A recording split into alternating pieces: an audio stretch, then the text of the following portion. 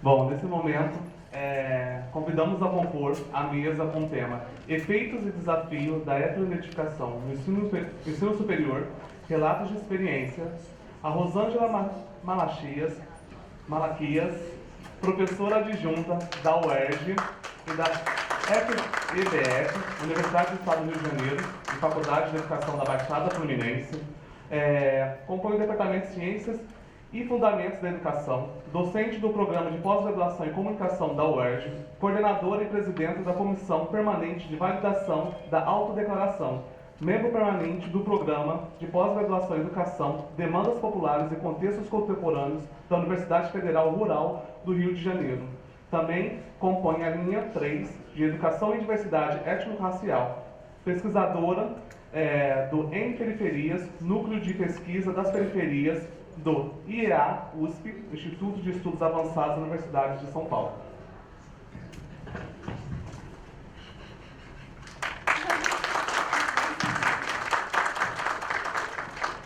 Convidamos também Denise Góes, Superintendente-Geral das Ações Afirmativas, Diversidade e Acessibilidade da UFRJ, mestre em Políticas Públicas em Direitos Humanos pelo PPDH UFRJ, especialização em História da África e do Negro Brasileiro, militante do Movimento Negro Unificado.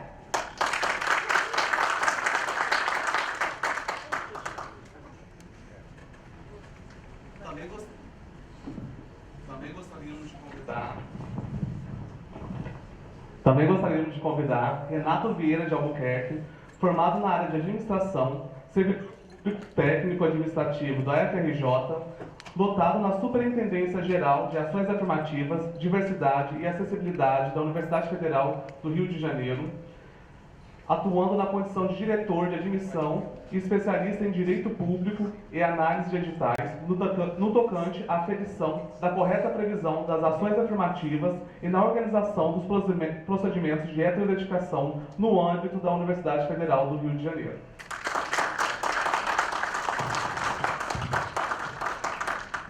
Convidamos Vitor Matos, que atua nas comissões de heteroidentificação e nos cursos de capacitação para heteroidentificadores na UFRJ desde 2017, doutorando em Ciências Sociais pela IFIX UFRJ, mestre em Políticas Públicas e em Direitos Humanos na UFRJ, diretor de Planejamento do Núcleo Interdisciplinar para Desenvolvimento Social.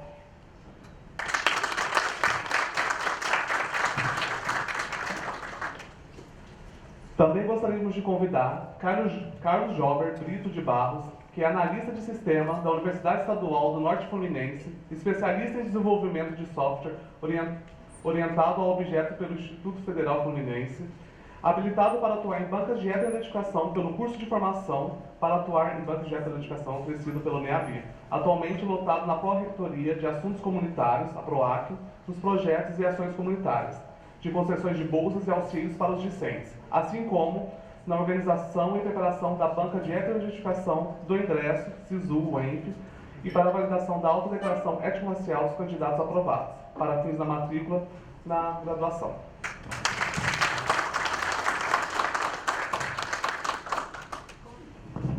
Convidamos também Maria Clarete Gonçalves Reis, a coordenadora do Núcleo de Estudo Afro-Brasileiro Indígena da UENF e do projeto de extensão 10 anos do NEABI, Ações Afirmativas e Relações Étnico-Raciais, professora associada ao Laboratório de Estudos e Educação de Linguagem, LEEL, e do Programa de Pós-Graduação em Políticas Sociais, membro fundadora da área científica Quilombos, Territorialidade e Saberes Emancipatórios, da ABPN, associada à Associação Brasileira de Pesquisadores Negros.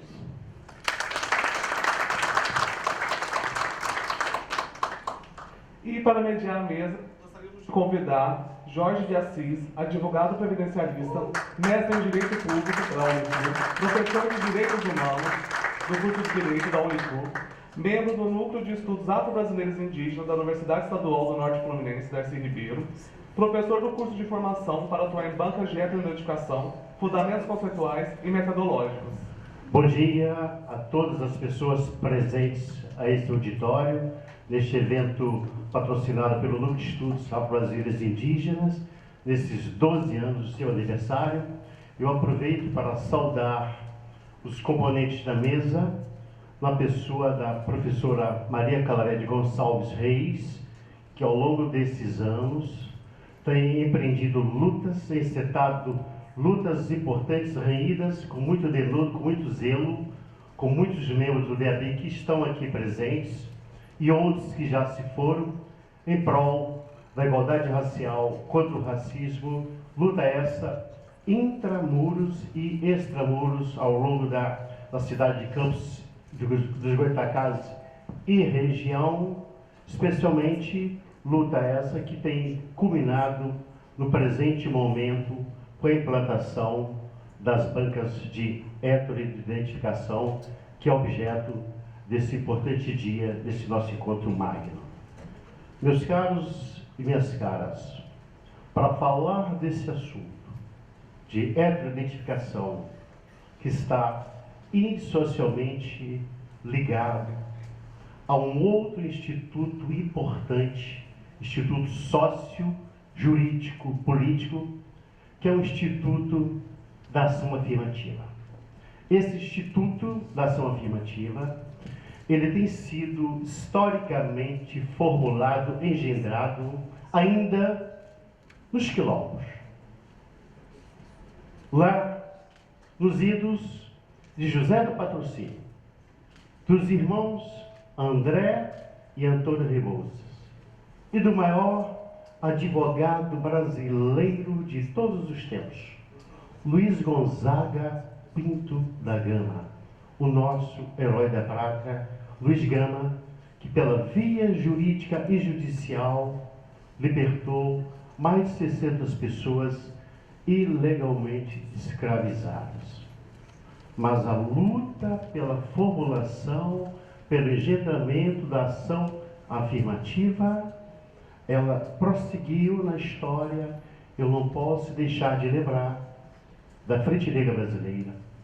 Eu não posso deixar de lembrar da União dos Homens de Cor, e agora trazido a lume pela magnífica obra da minha querida amiga professora Joselina da Silva. Eu não posso deixar de lembrar do Teatro Experimental de Negro, do meu querido amigo Abdias Nascimento. Não posso também olvidar de lembrar do Teatro Popular Brasileiro de Solano Trindade. Eu não posso esquecer também do grande José Correia Leite. E mais modernamente, pegando aqueles bastões importantes, eu não posso jamais esquecer do movimento negro de 70, da geração do movimento negro de 60, da qual eu orgulhosamente faço parte. Não posso deixar de falar do movimento negro unificado contra a discriminação racial, que depois tornou-se MNU, do Instituto de Pesquisa das Culturas Negras, do Grupo Negro da USP, do Grupo Negro da PUC São Paulo, das queridas e saudosas amigas que já se foram, Maria Beatriz Nascimento, Lélia Gonzalez, do meu querido amigo que recentemente nos deixou, Januário Garcia. A ação afirmativa, nós do Movimento Negro engendramos, lutamos, desafiando o regime de exceção jurídico-política da ditadura militar. Fomos para as ruas denunciar a mácula, o mito da democracia racial, denunciar que este país era um país racista. Mas, simultaneamente, nós, ao par da luta contra o racismo, também formulamos uma perspectiva de reparação assentada na ação afirmativa. E colocamos, no período pós-redemocratização, esse importante estudo jurídico da ação afirmativa e pautamos o Estado brasileiro. A ação afirmativa, que tem assento jurídico na Convenção Internacional pela Eliminação de Todas as Formas de Discriminação Racial, cunhado pelo Brasil em 8 de dezembro de 1969, e o Estado brasileiro não cumpria. Ou seja, o Estado brasileiro não cumpria, e nós colocamos, a partir do início do século XXI, 2000, 2001, a necessidade de implementar mecanismos, políticas públicas para corrigir as desigualdades experienciadas tristemente pelos membros da comunidade negra e lutar contra o racismo. Eis que conseguimos, após muitas e muitas lutas de membros das comunidades universitárias, inclusive aqui ao meu lado, presente aqui, e o movimento social negro, nós conseguimos colocar a necessidade da ação afirmativa a partir das resoluções dos conselhos universitários e aquela primeira lei 5346 no Rio de Janeiro. E aí depois tivemos um conjunto de outras leis, 2.711, 2.990, que eu não vou aqui, não é nosso objeto, minuciá-las.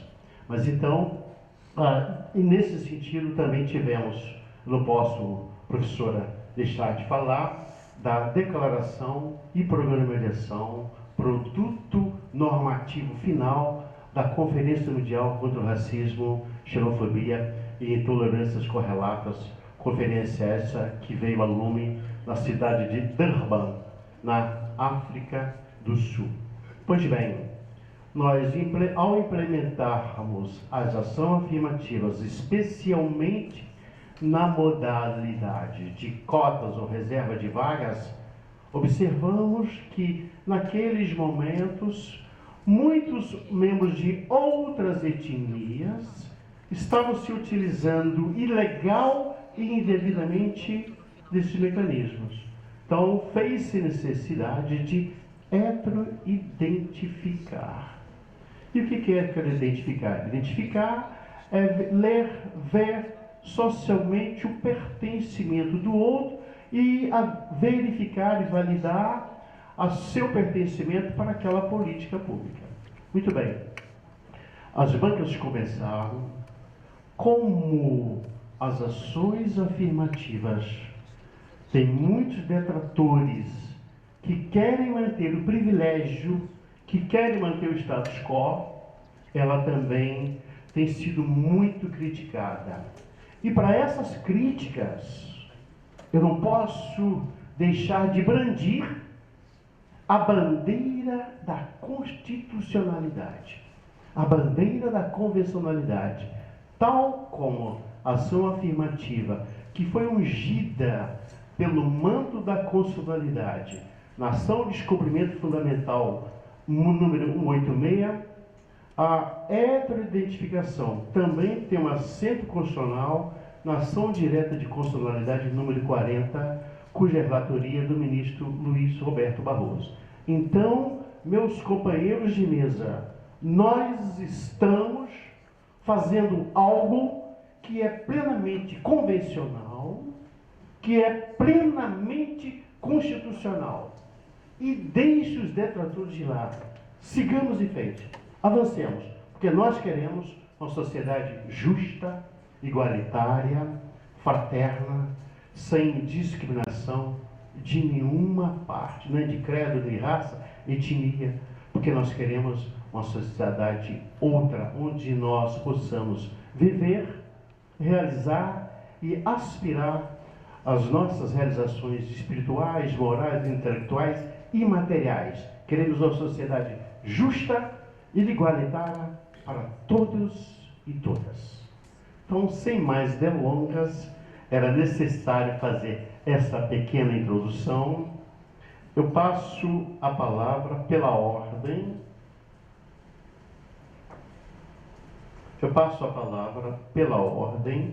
À professora doutora Rosângela Malaquias, cuja dinâmica será a seguinte: os expositores terão a possibilidade de fala no espaço de 15 minutos.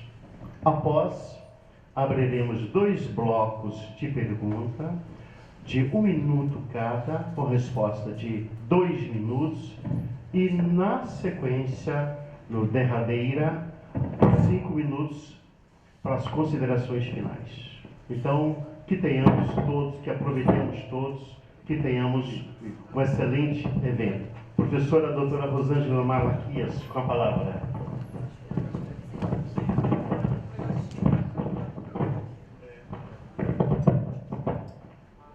Bom dia.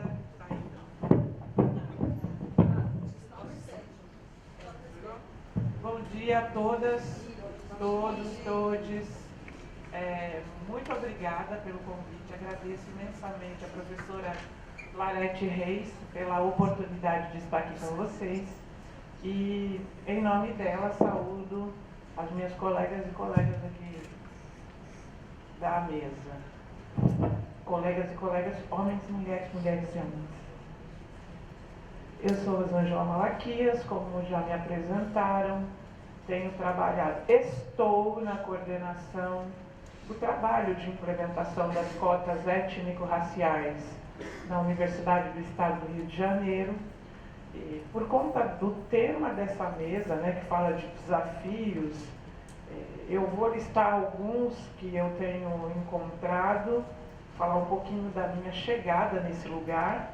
Peço para o professor Jorge ficar atento e me mostrar o tempo, para me faltar pelo menos uns 5 minutos, para eu não me perder, que eu adoro falar, então vamos que vamos. Primeiro, eu quero falar o que o professor Jorge mencionou anteriormente, é muito importante. Vou pedir licença para ficar em pé. Achei muito importante porque eu me considero...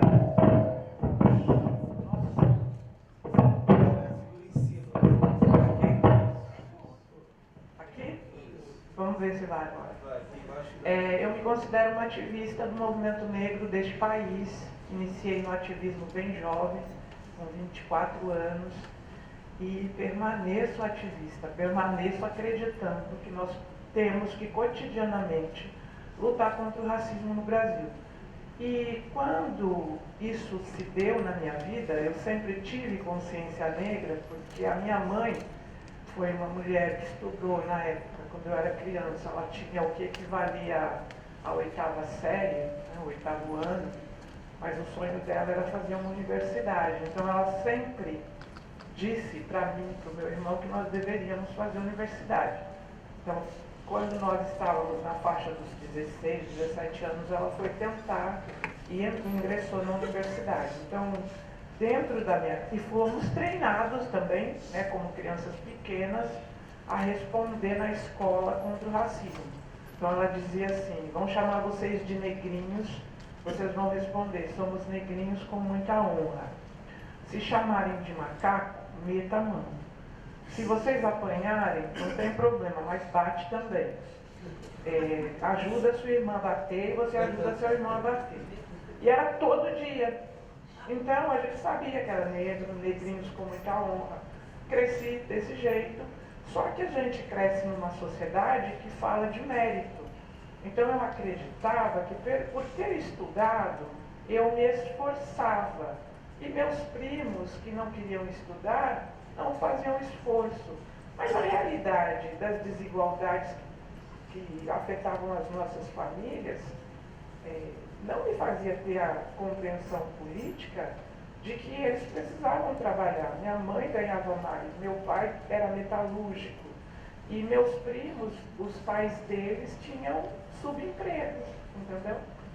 Essa consciência você só vai ter muito depois, muito depois. E aí, quando um dia, já repórter, eu estou no centro da cidade de São Paulo e me deparo com jovens panfletando um evento alusivo ao centenário da abolição, eu fui nesse evento, que era um congresso de juventude negra, no Largo São Francisco, que é a Faculdade de Direito da USP, eu sou paulistana, e lá eu me deparei com jovens como eu, que queriam representatividade, que queriam respeito, que sonhavam, alguns ainda, em ingressar na universidade, e nós nos tornamos uma instituição chamada Nação, que é Centro de Estudos e Resgate da Cultura Afro-Brasileira. E hoje, tantos anos depois, a gente ainda é uma família, estamos juntas, agora alguns com filhos, outros com netos, mas a gente está junto. Enfim, essa é um pouco a minha história de ser uma ativista. E, nesse sentido, a minha trajetória na universidade, na USP, E posteriormente, quando eu ingresso como docente na UERJ, não é diferente. Então, a minha produção gira em torno de temáticas que aludem à questão étnico-racial, formação de professores e tudo mais. Por conta disso, eu fui convidada em 2022 a assumir na UERJ a coordenação desse trabalho com as cotas. Entendendo que, primeiro, né, a UERJ tem um discurso pronto de ser a primeira universidade do país a implementar cotas étnico-raciais. Ela divide isso também com Salvador, com a Bahia, né? E também no Paraná tem uma instituição, mas visivelmente, né, as cotas, inclusive sociais, para a população pobre, branca, pobre, a UERJ foi sim a pioneira. Mas nós temos também que admitir que nós somos talvez a última a implementar as bancas de heteroidentificação. E foi no período da pandemia que isso ocorreu. No ano anterior, 2018 e 2019, se vocês tiverem memória, as denúncias de fraude nas federais pululavam na mídia, todos os dias nos jornais havia denúncia de fraudes contra cotas nas federais, e o Ministério Público do Rio de Janeiro instou a Universidade do Estado do Rio de Janeiro a se manifestar sobre cotas, sobre fraudes.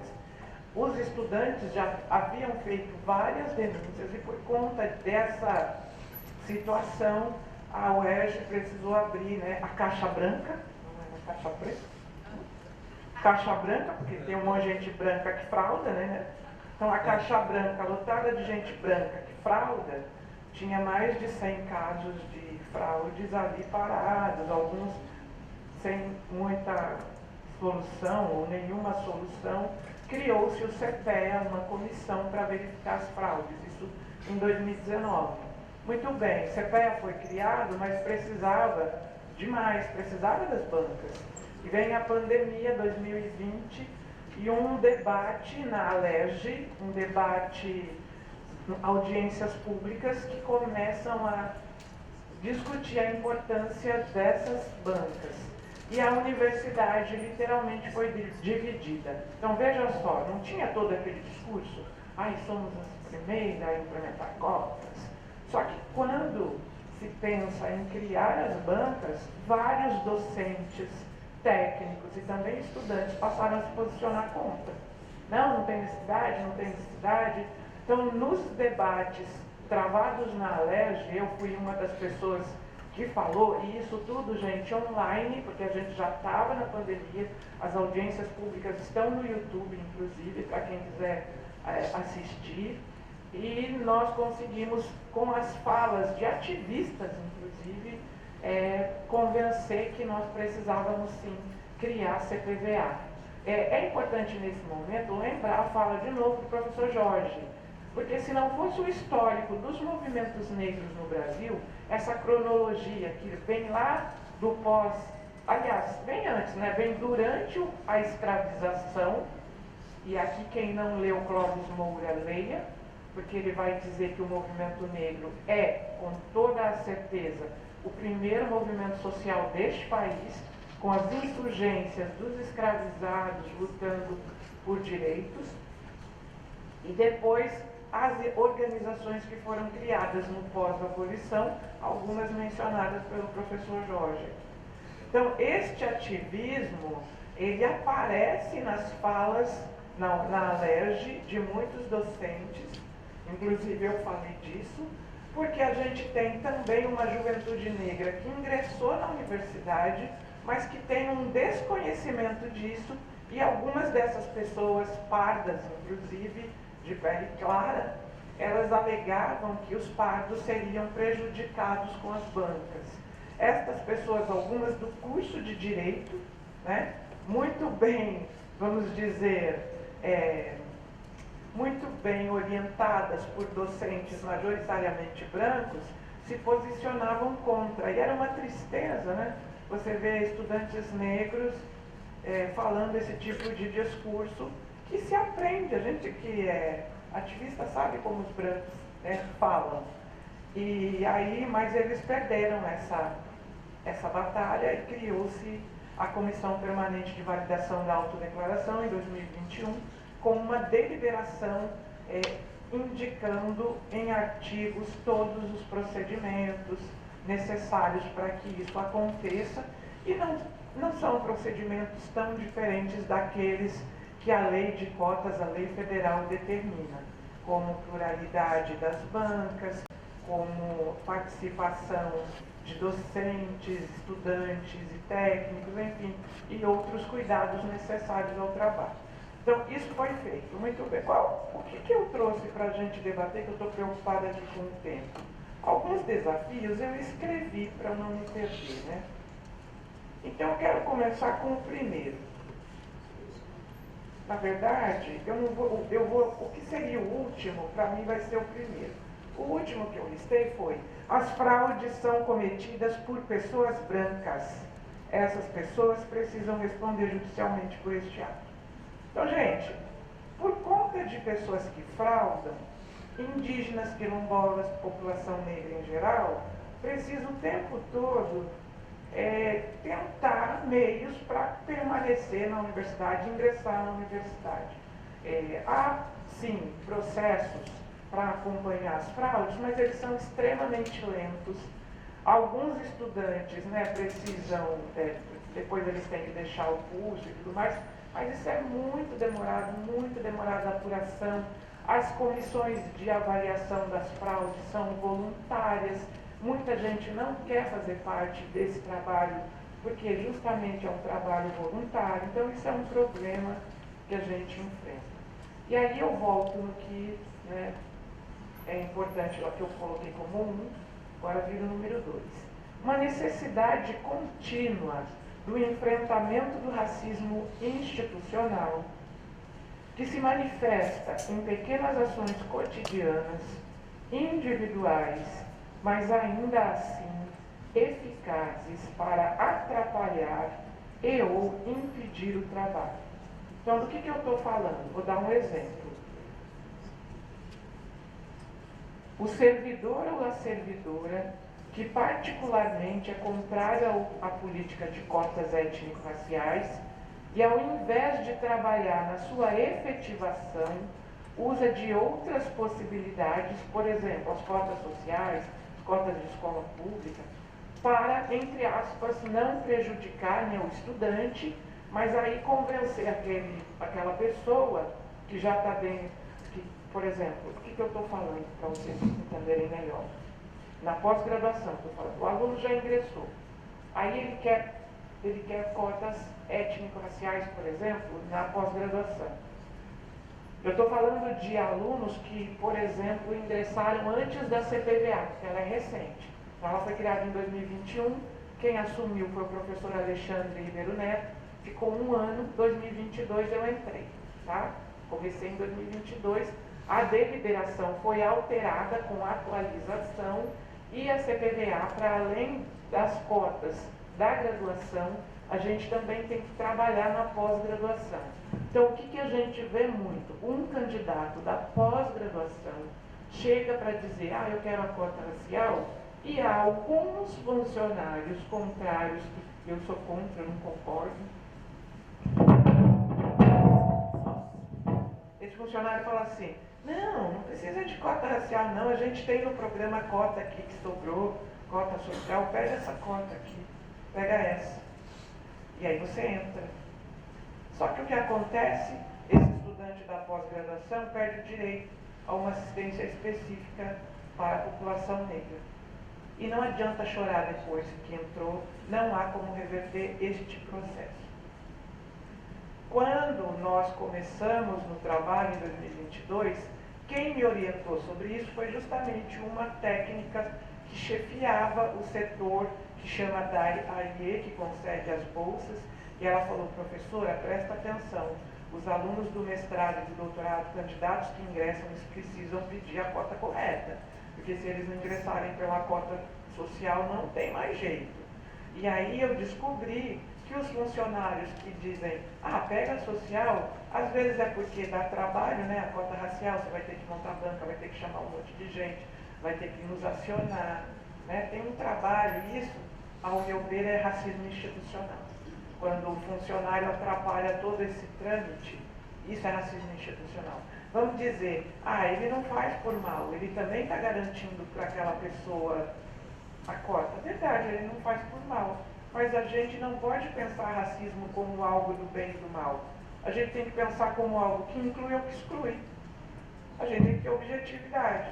Então, não estou pensando se a pessoa é malvada, não é nada disso. Estou pensando, está garantindo o direito à política pública que o movimento negro conquistou para aquela pessoa? Não, está atrapalhando o trabalho. Quando atrapalha, emperra. Não sei se deu para entender. Esse é o seu. Opa, é mais novo que o meu? É iPhone, o seu? O meu é normal. Então vamos lá. Outro problema que eu citei aqui. Esse então, aí vai para os seus colegas. Faltam 5 minutos? Acabou meu tempo? Aí deixa eu só falar esse que é muito importante. E aí depois vai para o debate. Gente, isso é muito importante.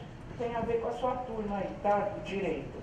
Que é a falta do entendimento que cabe à universidade incluir tanto para criar condições que favoreçam a implementação das ações afirmativas, e aí no caso das populações indígenas, quilombolas, que para nós, na UERJ, está sendo um desafio, a gente não consegue incluir indígenas e quilombolas. Gente, é um absurdo isso, né?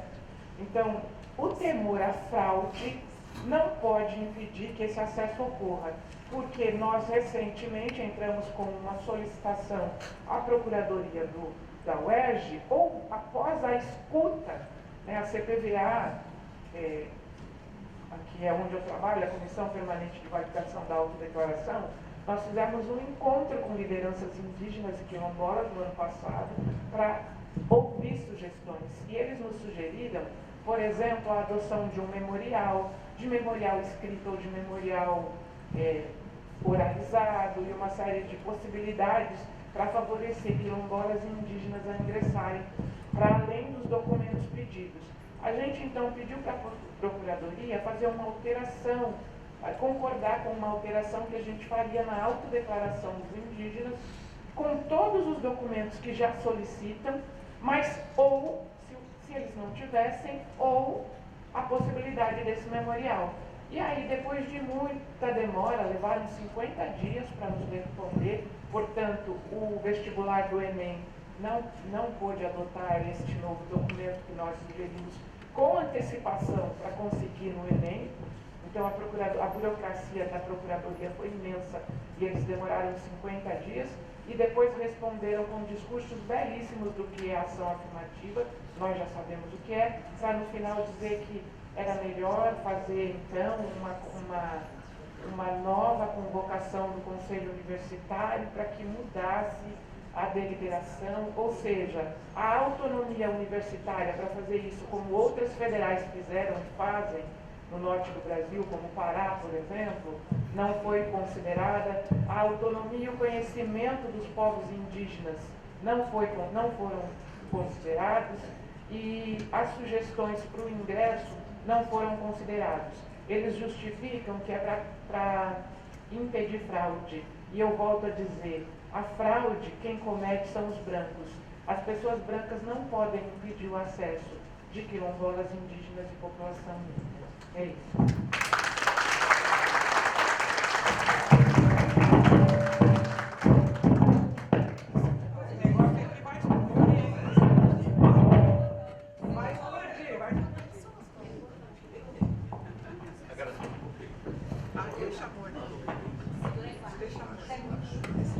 Alô. Agradeço as palavras da professora Rosângela Malaquia, trazendo palavras diferentes.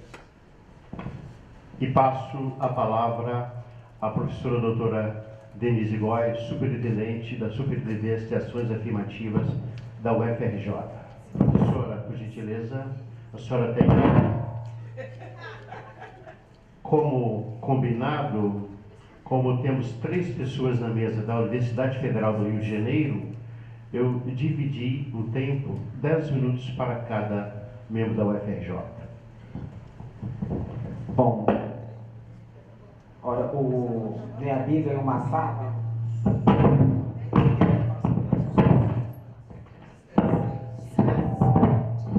Minha amiga em uma sala, agora tem que dar um microfone. Senão fica difícil. Por favor, gente. Olha. Bom dia a todas as pessoas. Bom dia a todas as pessoas. Eu sou Denise Góes, Superintendente Geral de Ações Afirmativas, Diversidade e Acessibilidade da Universidade Federal do Rio de Janeiro. Para nós é um prazer. Obrigada, Clarete, pelo convite. Nós viemos divididos em 3, porque a gente é metidinho, a maior federal da América Latina, e a gente precisa, né? A gente precisa desse aporte para que a gente possa contar a nossa história. E a nossa história tem a ver com o histórico de luta. Nada aconteceu por acaso.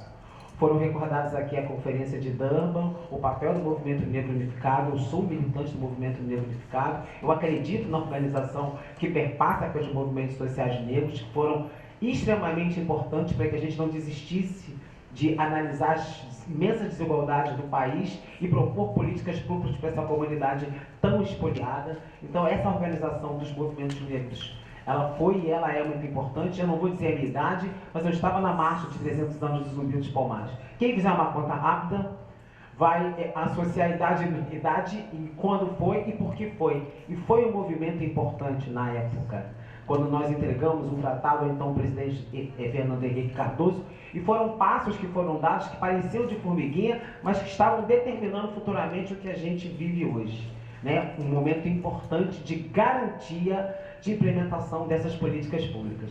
Recentemente, agora em agosto, nós fomos no Seminário Nacional puxado pelo MEC em Brasília, né? Com todas as universidades federais, centros, institutos federais, e foi importante que a gente ouvisse, tivesse esse retrato nacional. E esse retrato nacional não foi bonito, porque cada um trabalha de um jeito. E essa coisa de cada um trabalhar de um jeito enfraquece a nossa intervenção. Obviamente que a gente tem que respeitar as regionalidades e os aspectos regionais, as pontuações de cada universidade, de cada comunidade, de cada território. Mas a gente precisava se ouvir nacionalmente e a gente pôde entender que a gente precisa ter uma portaria normativa, o MEC precisa instituir essa portaria normativa para que nos permita trabalhar com mais efetividade. Né? Nós trabalhamos com uma comissão de 3, 5 na recursal, mas tem estado que trabalha com 16 pessoas, que fazem entrevista. Se o caráter é fenotípico, não há o que perguntar. Não existe pergunta para a heteroidentificação, que é aferir ao outro, que é dar validade a essa autodeclaração. E a gente sabe, eu sei, como militante do movimento negro, que nós fizemos muita campanha em relação a não deixar sua cor passar em branco.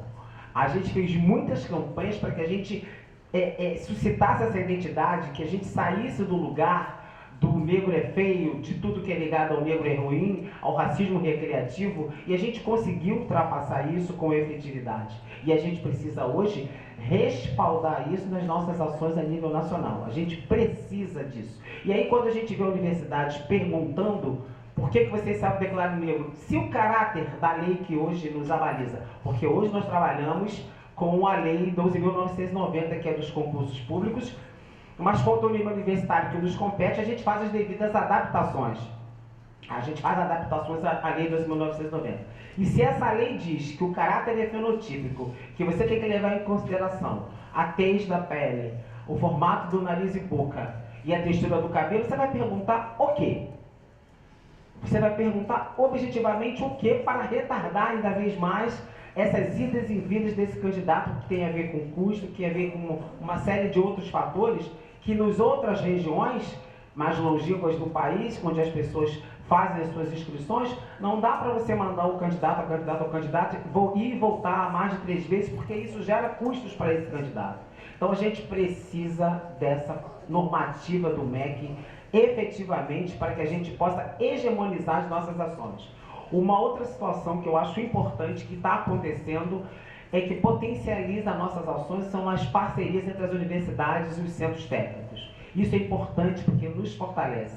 A lei é federal, mas ela tem uma lei estadual e pega os institutos técnicos, os centros técnicos. A gente agora vai estar voltado para a heteroidentificação da educação infantil do CAP UFRJ. E a gente tem como exemplo o Cefet do Rio de Janeiro, que já o faz. A Procuradoria da UFRJ estava reticente. Como heteroidentificar a criança? Não, nós não vamos heteroidentificar a criança. Nós vamos, a partir da autodeclaração dos seus pais. A gente está estudando juridicamente como isso pode ser feito para que a gente não esbarre em nenhuma situação jurídica que nos permita, porque a gente sabe muito bem que quando se trata de crianças, você tem que ter um outro panorama de análise, você tem que ter todo uma outra conjuntura para uma criança de 3 anos, por exemplo, que no CAP é sorteio, mas que ela pode se propor a heteroidentificação. Então, como é que você faz isso? Então, a gente tem que estar muito coadunada juridicamente para que a gente não esbarre em situações que se voltem contra nós. E a gente não quer que nada se volte contra nós, muito pelo contrário. E eu quero dizer aqui que na UFRJ tudo foi com muita pressão. A UFRJ, como a maior universidade federal, ela não admitiu as cotas raciais assim, de uma forma plena, né? Quando a gente está aqui hoje representando essa universidade, a gente lutou muito para que chegasse nesse lugar. A gente precisou primeiro formar uma Câmara de Políticas Raciais, a gente primeiro precisou ter um coletivo de docentes negros, a gente precisou e precisa e quer enfatizar os alunos negros dessa universidade, os coletivos negros universitários que foram a ponta de lança dessas conquistas, porque foram esses alunos, através de suas denúncias, que se movimentaram e exigiram que a universidade fosse mais efetiva, e obviamente que o Ministério Público Federal subiu na corcunda da UFRJ e falou, é agora ou nunca. Porque a nossa primeira comissão de heteroidentificação data de 2017. Nós começamos lá em 2017 com um concurso público. Então, nós temos, desde então, nós estamos no 7º curso de formação, nós entendemos que os cursos de formação são fundamentais para a sedimentação e criação da consciência crítica, né, tão fundamental. Nesses cursos a gente traz conceitos fundamentais de interseccionalidade, necropolítica, associativismo negro, a gente precisa estudar isso. E a gente precisa fazer com que as pessoas conheçam essa história que não foi contada, né? A partir do momento que a gente parte para a análise de uma educação antirracista, a gente consegue expandir o nosso raio de atuação. E na UFRJ foi assim. A partir do momento que esses cursos aconteceram, as comissões de heteroidentificação elas cumpriram um outro papel. Elas não têm só o papel de heteroidentificar, porque elas conseguiram sedimentar essa consciência que estava abafada, porque nós vivíamos um processo de silenciamento, de apagamento. Infelizmente a gente se via, mas não se enxergava. A gente não tinha o poder de poder estar traduzindo isso em ações. E essas ações só foram possíveis através desse encontro, nesses cursos de formação que potencializaram as pessoas, sejam elas militantes do movimento ou não, como eu, não importa, mas as pessoas chegaram com disposição de mudar uma universidade tão branca, tão elitista, tão sem espaço. Então, é fundamental que a gente, hoje, tem a questão das comissões de heteroidentificação e da pauta racial como uma política institucional. E para isso a gente precisa estar nos espaços de poder. Não dá para nós sermos considerados as franjas. Nós lá na UFRJ estávamos dentro de uma pró-reitoria, que é a pró-reitoria de pessoal. Se a questão racial é uma pauta transversal, por que a gente está dentro de uma pró-reitoria? Por que não estamos ligados ao gabinete do reitor? E é isso que a gente fez. Nós não somos ainda uma pró-reitoria, porque a gente acha que o UFRJ tem que ter uma pró-reitoria. Uma universidade com 75 mil alunos, com mais de 15 mil técnicos administrativos, mais de 5 mil professores, não pode se considerar satisfeita com uma superintendência. Essa superintendência, da qual eu sou a superintendente geral, é o primeiro passo para que essa universidade entenda que a gente precisa caminhar muito mais. E está ligado ao gabinete do reitor, não demos um outro status. Nós estamos ligados a ele e nós colocamos ele na frente para falar quando esses quando esses candidatos chegam para a heteroidentificação. Quem tem que falar é ele. Ele que é o reitor, ele vai dizer o que a gente está dizendo, ele vai concordar com a gente, porque já passamos do tempo de termos os interlocutores da nossa política. Não queremos mais que ninguém fale por nós, nós falamos por nós. Diga o que eu estou dizendo, o estudioso, o pesquisador somos nós, por isso temos pesquisadores negros, por isso temos agora várias dissertações e teses a respeito da pauta racial. Então estamos capacitados para falar sobre a nossa história ser que os negrólogos de plantão sejam os candidatos a falar por nós. Essa época já passou. Nós estamos hoje, inclusive agora em setembro, vai ter o Congresso de Pesquisadores Negros, e é isso. Que a gente esteja lá, que a gente esteja fomentando essa nossa política para que nós sejamos os autores da nossa história. Para finalizar, acho que está acabando o meu tempo, nós já identificamos 16.812 candidatos de 2020 para cá, um número bastante significativo, com 11.448 aptos. No primeiro ano foi uma invasão, porque as pessoas não negras achavam que aquilo era uma brincadeira, né? Ou seja, como é que é isso? Como é que eu não vou entrar na universidade? A universidade é pública? Se a minha mãe é preta, se meu pai é preto, se a vovozinha é preta, a gente sempre coloca no processo de acolhimento. Traga a sua vovozinha, traga o seu paizinho, ele terá vaga garantida. Você não necessariamente. O que a gente encontrou em 2019, quando a gente começou, através da política da Comissão de Fraudes, foram pessoas com sobrenomes estrangeiros, sobrenomes europeus. Assim, a Rosângela falou que a gente não pode considerar se a pessoa é malvada ou não. Vou pensar nisso com carinho, porque eu acho que não é bem assim. As pessoas vão lá para tomar a vaga, sim, para se considerar dono dessa universidade, sim, porque eles sempre estiveram no topo do poder e eles não queriam soltar. Que política pública é essa que vai botar esse pessoal aí, que vai baixar o nível da universidade? Porque foi com essa intencionalidade, foi com essa proposição que nós começamos a peitar essa situação. O nível, a meritocracia dizia que a gente ia baixar o nível de conhecimento das universidades. E a gente pôde comprovar através de várias pesquisas. A UERJ, inclusive, é uma dessas que disse: os cotistas, inclusive, têm um potencial muito maior. O que a gente não tinha era igualdade de oportunidades. E é isso que preconiza essa lei. Promoção de igualdade de oportunidades. E a gente está promovendo essa igualdade de oportunidades. Então a gente precisa entender que neste processo de heteroidentificação existem alguns desafios importantes. O primeiro desafio é a compreensão do judiciário, que leva em consideração uma tal de tabela Fitzpatrick, que tem a ver com problema dermatológico. Hoje é ponta de linha os candidatos justificarem, levarem justificativas dermatológicas para a questão da autodeclaração deles. Oi? Então já vou acabar então. Então, assim, o grande desafio é essa compreensão do judiciário e a gente ter como rebater isso, né, politicamente dentro do que a gente acredita ser verdade, né? Um outro desafio, que eu já falei anteriormente, é estar por dentro da estrutura institucional. Não podemos abrir mão disso. Não podemos estar considerando sermos mais uma mera coordenação, uma diretoria. A gente quer cargo de superintendência para cima. E é isso que potencializa a nossa política, né? E pró-reitorias. Uma universidade do tamanho da UFRJ não pode ter menos do que uma pró-reitoria. E é para isso que a gente vai brigar ali nesses 3 anos que ainda falta da gestão da qual eu estou incluída. E o efeito positivo disso é que a gente tem percebido nesse negro e nessa negra que busca essa universidade para estudar, no acolhimento que a gente faz num auditório cheio de olhares arregalados, achando que vão ser derrubados na área nos 45 minutos do segundo tempo, que nós estamos ali para garantir essa política, de que não existe tribunal racial, de que existe diversidade de raça, diversidade de gênero e de segmento, porque nós entendemos que temos que participar enquanto técnicos administrativos, enquanto professores e enquanto alunos.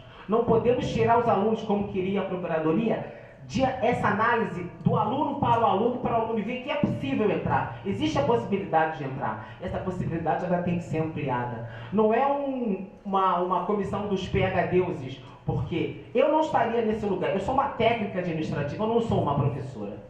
Eu não sou professora. E para estar nesse lugar de superintendente, onde sempre o professor, nada contra os docentes. Docentes estão na luta, docentes brancos estão na luta, mas a hierarquia, o pensamento da universidade é uníssono nesse sentido. Ao professor tudo, ao técnico nada e ao aluno muito menos. Só que os alunos são 75 mil, derrubam qualquer um. Os 75 mil alunos derrubam qualquer reitor de qualquer posição, de qualquer lugar. É só se organizar. Nós somos 15 mil técnicos, nós somos número superior aos docentes. Mas a universidade sempre teve esse olhar elitista de colocar o docente como primeiro lugar e o resto é o resto. Então, o efeito positivo disso é essa mudança, é essa inversão de valores, onde a garantia da luta, inclusive do técnico administrativo da universidade, coloca esse técnico como pró-reitor, coloca esse técnico como superintendente. É uma luta interna, mas que incide na pauta racial da universidade. Vou deixar meus colegas falarem, senão eles não terão o que falar, mas eu acho que nós, enquanto uma universidade do tamanho da nossa, estamos no caminho certo, né? A gente acha que, quero enfatizar, estar junto com a UERJ, estar junto com a UENF, estar junto com todas as outras universidades, só potencializa as nossas ações. E sigamos, porque nós precisamos garantir essa política pública para os nossos. Obrigada.